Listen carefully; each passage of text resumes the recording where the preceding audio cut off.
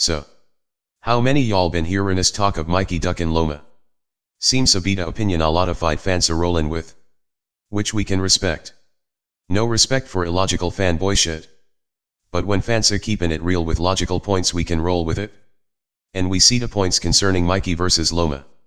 Loma's a top fighter. We can't argue that fact.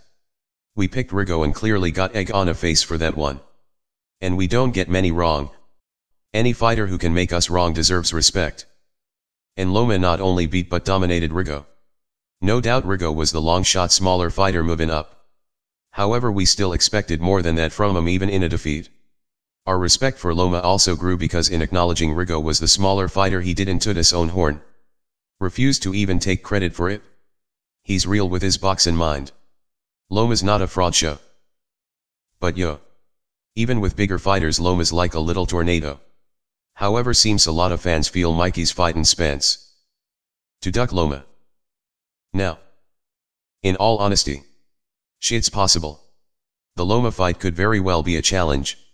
Loma could possibly beat Mikey. Shit's also possible Mikey beats Spence even though we're giving Spence the edge. However, the irony's this.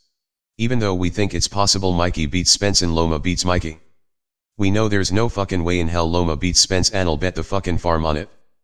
Triangle fact. Loma's a little tornado.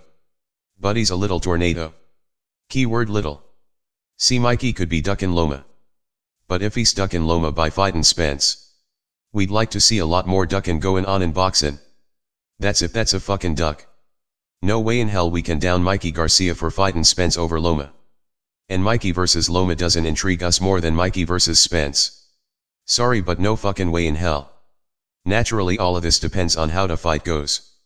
If Spence makes it a quick night, then none of this matters and a boxing world's mantra becomes Mikey shoulda fought Loma. What a stupid fucking move. Yet we've said it over and over. There's a thin line between genius and insanity. The very thing people call you a stupid idiot for attempting to do when you fail at it, is the very thing they'll hail you as great for doing if you succeed at it. And if Mikey pulls off an upset, he's the next top dog at welter after Pac. And probably gets that pay-per-view money fight. Mikey's odds of beating Loma's way better than Spence. He's not the tornado Loma is, but he's bigger.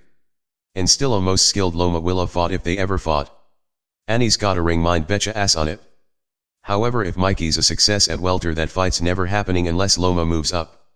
Or there's a catch weight. If Pedraza can make Loma's face look like pizza in a fight, Loma wins, then he can hang it a fuck up at welter. Okay, pizza's a bit of exaggeration. But you get the point. Nevertheless, bust this. Look at Mikey's head compared to Loma's.